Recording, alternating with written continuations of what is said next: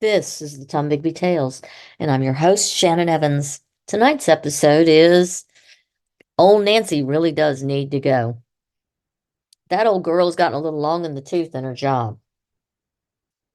The largest consistent draw to tourism in Columbus has historically been its antebellum homes and the associated spring pilgrimage. The spring pilgrimage is the annual multi-week tour of privately owned antebellum homes in Columbus.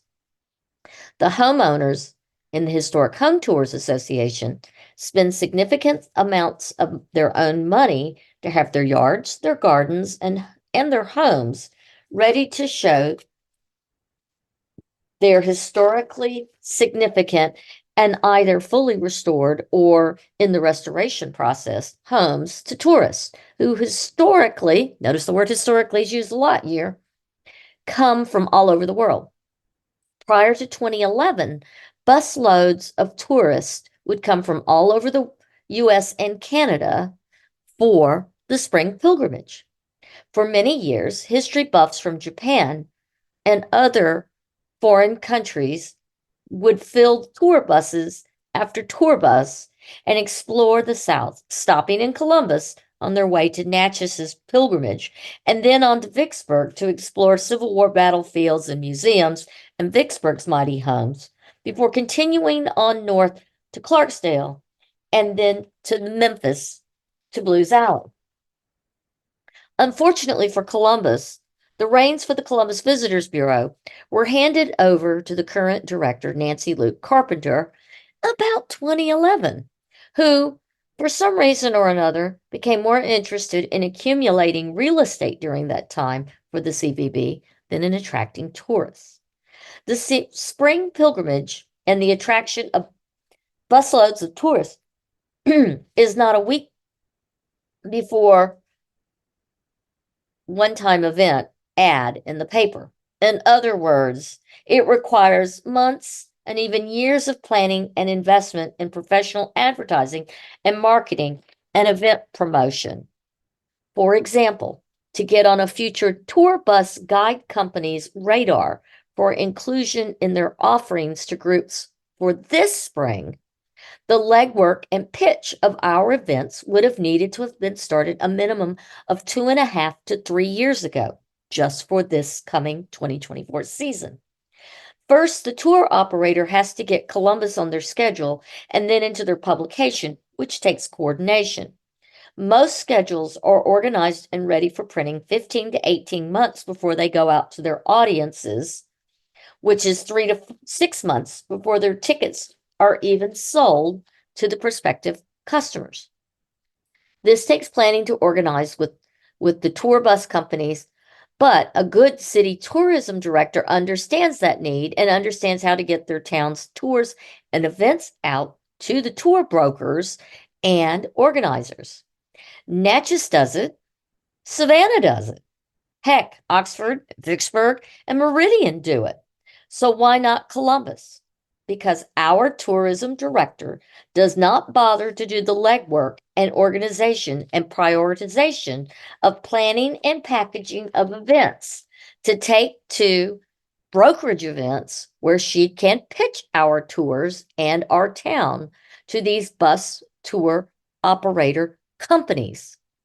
She waits year after year to the last minute to organize even printing local brochures to get out to the visitor centers around the state on the state's highways for our pilgrimage. She's too busy hobnobbing with the governor's family and attending Mississippi State football and baseball games and sitting on every board seat possible anywhere but in Columbus, Mississippi. It's not clear exactly why she wants nothing to do with the Columbus brand, those antebellum homes, despite living in one of those antebellum homes that she continually uses in what little advertising she actually does do for the town. We know she does nothing to promote local tourism on spring pilgrimage in her position, but she also seems to go out of her way to derail and sabotage the Homeowners Association's efforts to promote their events. 2 months ago, the Tom Bigby Tales reported that the historic home tours had not been given the grant monies they had been promised by the CVB board a year ago because Carpenter claimed as recent as this October she did not have the corrected, updated version of the home tours 501c3 paperwork. She did not technically need that updated version per the Secretary of State's office. However, she insisted that she did need it, and those papers were delivered before the next board meeting. The board's treasurer, Quinn Brislin, asked again in November at the board meeting why the monies had not been paid yet to the Historic Home Tours group.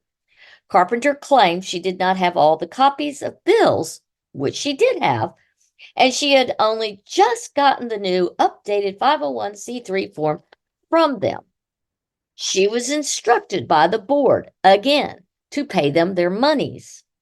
She still, as of January of 2024, not paid them their monies promised in 2022 for 2023's expenses. And she is now telling the Historic Home Tours group that the CVB overspent their in-kind ad budget for the Historic Home Tours by approximately $3,500.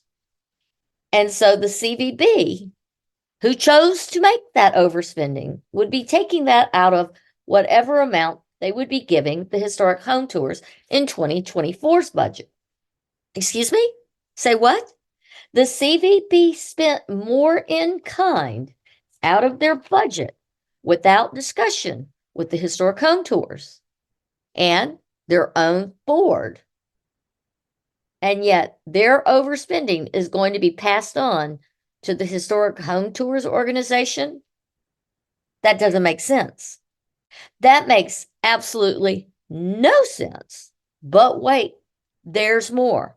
Because with Nancy Carpenter, there's always more. Upon closer examination, part of the monies promised to the Historic Home Tours was suddenly missing from their budget line. An additional $15,000 promised in the form of a grant from the CVB as a one-time funding opportunity with no strings attached for 2023 was suddenly missing from the Historic Home Tours budget. Where did it go? Where was it spent?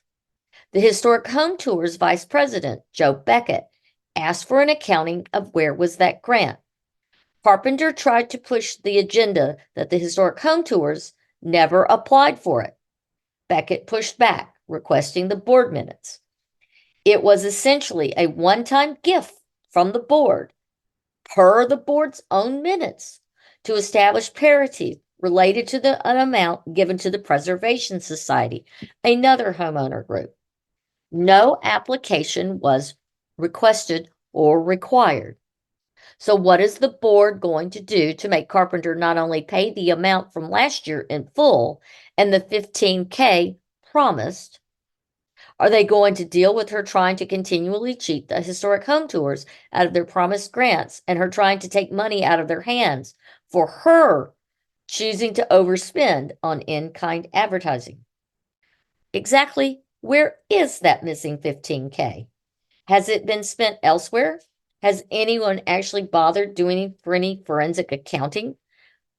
Mrs. Carpenter seems to be working extra hard to not pay the Historic Home Tours group. Why? Did she use their money to renovate the Elks Club porch? Or is she helping to move it over to the Columbus Cultural Heritage Foundation at the Tennessee Williams Building and put it in their budget to help fund her unfunded new position there? I know one thing for sure. It's definitely not being invested in tourism or the people who are actually trying to save our town's tourism, the homeowners. This is just another case of Nancy Carpenter refusing to pay her bills and do her actual job. It's time to send her packing now. Put her on administrative leave and send her home. This is the Tom Bigby Tales, and thank you.